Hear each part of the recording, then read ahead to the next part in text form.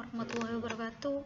Nama saya Nur Hidayah di kelas Tebin 5B, mata kuliah pengembangan bahan ajar pembelajaran bahasa dan sastra Indonesia.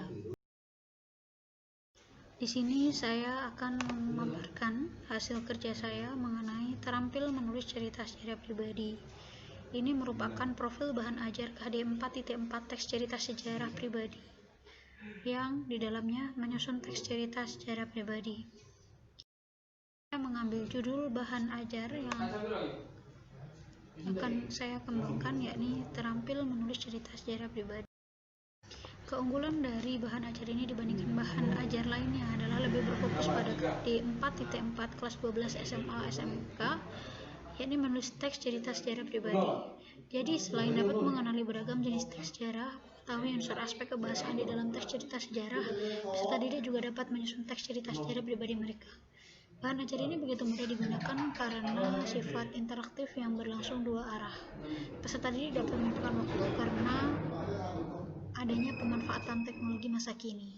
Bahan ajar ini dapat digunakan dalam kondisi pandemi seperti saat ini karena mudah untuk dibagikan melalui software. Bentuk bahan ajar yang dikembangkan adalah audio visual interaktif yang dibangun dengan Macromedia Flash. Di dalam bahan ajar ini terdapat sedikit materi mengenai struktur teks cerita sejarah yang berisi orientasi, insiden atau urutan kejadian, dan reorientasi.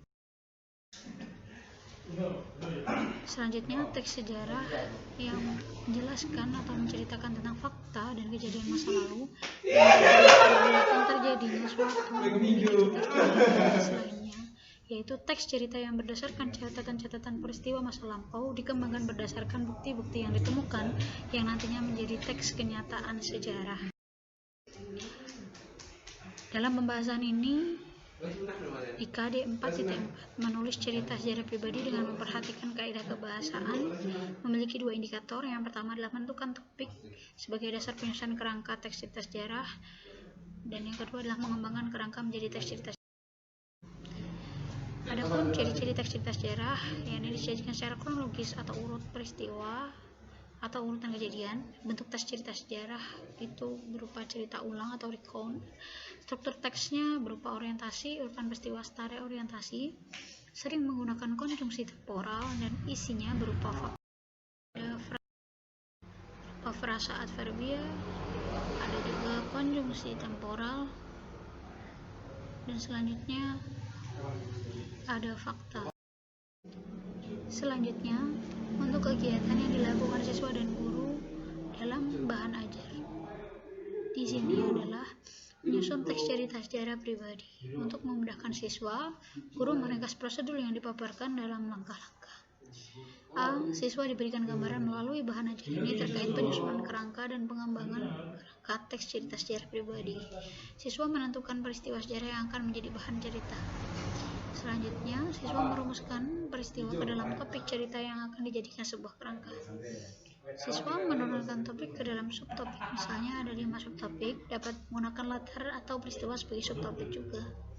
Siswa menentukan tokoh yang akan terlibat dalam sudut pencitraan aku. Siswa menentukan latar cerita, baik latar waktu maupun latar motif. Siswa mengembangkan kerangka teks cerita sejarah pribadi sesuai dengan struktur teks dan struktur kebahasaan. Guru akan memberikan pelayanan terkait cerita yang siswa kembangkan. Selanjutnya di sini mengenai penilaian sikap. Penilaian sikap ini berupa observasi. Penilaian observasi berdasarkan pengamatan sikap dan perilaku peserta sehari-hari, baik yang terkait dengan proses pembelajaran maupun secara umum. Pengamatan ini bisa dilakukan oleh guru dengan instrumen di bawah ini.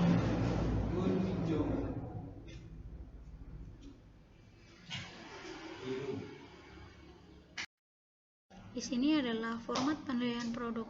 Format penilaian produk ini merupakan format penilaian untuk hasil dari tulisan pengembangan cerita sejarah pribadi yang ditulis oleh siswa.